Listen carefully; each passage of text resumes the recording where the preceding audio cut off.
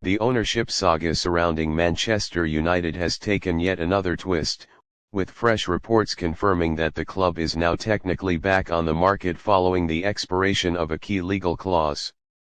On August 13, the drag-along clause, which previously gave Sir Jim Ratcliffe certain protective rights over any potential sale, officially expired.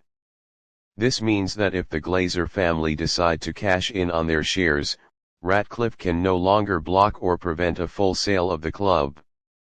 For supporters, this development represents the latest chapter in an ongoing and deeply complicated ownership story. Since 2005, the Glazers have been at the center of fan protests, criticism, and campaigns demanding change. The recent restructuring, which saw Ratcliffe acquire a significant minority stake in Manchester United, gave him control over football operations but stopped short of giving him outright ownership of the club.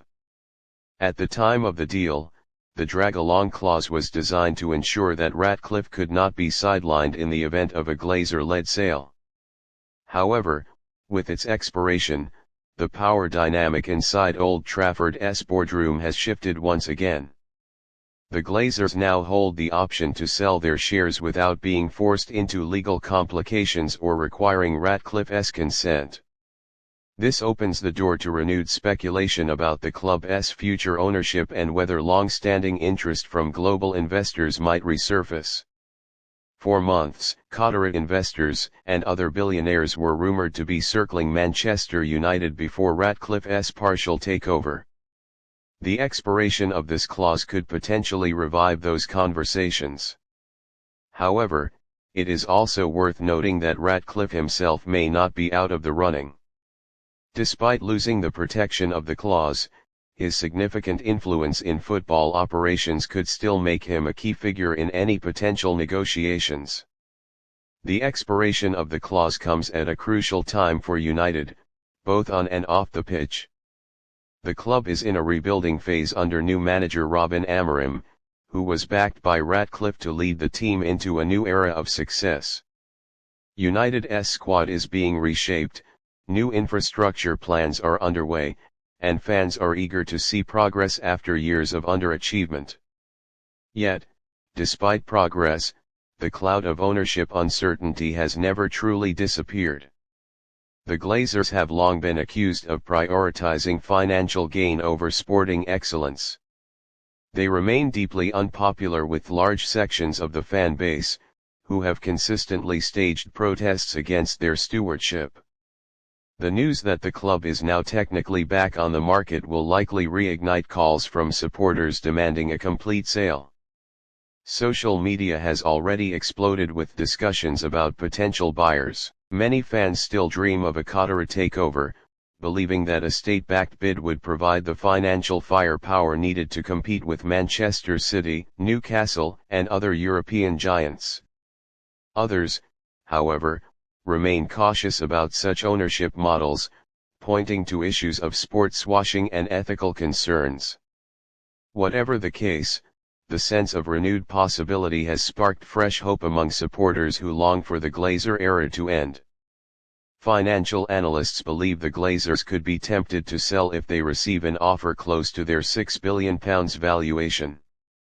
Ratcliffe's initial investment already valued the club in that region, though many industry experts believe the realistic market value is closer to £4.5 billion.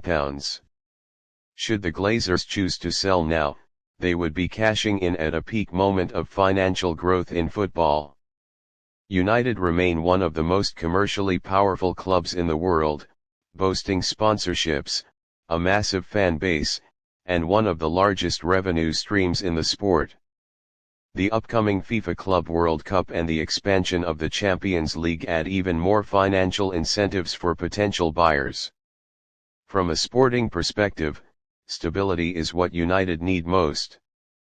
Manager Robin Amorim will want clarity over ownership to ensure his vision for the squad can be fully supported. Ratcliffe has already committed to improving recruitment, infrastructure, and sporting decisions. But if the Glazers suddenly decide to sell, all those plans could be upended or accelerated, depending on the buyer.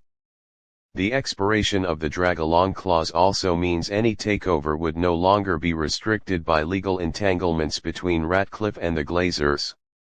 It is now, in theory, an open market. This could attract not only billionaires but also sovereign wealth funds, American investors, and consortiums looking to enter the football business. Fan groups such as Manchester United Supporters Trust are expected to release statements in the coming days. They will likely reiterate their stance: full sale, full change, and no half measures. For nearly 2 decades, supporters have been consistent in their demands for the Glazers to leave. Even Ratcliffe's involvement has done little to soften the anger toward the American family. Instead, many fans view his stake as a stepping stone toward eventual full change. With the clause now expired, that stepping stone may become a fast track. Of course, there is also the possibility that the Glazers may choose not to sell at all. They have consistently resisted external pressure in the past. Some believe they may still see United as a long-term asset, particularly given the global growth of football. But with increasing fan unrest, questions about infrastructure at Old Trafford, and the need for heavy reinvestment, the lure of cashing out may prove too strong. Industry experts are already speculating about who could come forward. Names from the Middle East, Asia, and even Silicon Valley have been mentioned in the past. Some insiders suggest that conversations may already be happening quietly behind the scenes. For fans, though, all that matters is the possibility of change. After years of frustration, protests, and campaigns, the door is once again open. Whether the Glazers choose to walk through it remains the billion-dollar question. Until then, Manchester United remain in limbo. The players and coaching staff must now focus on football, while the boardrooms and headlines buzz with speculation. For Sir Jim Ratcliffe, the situation is delicate.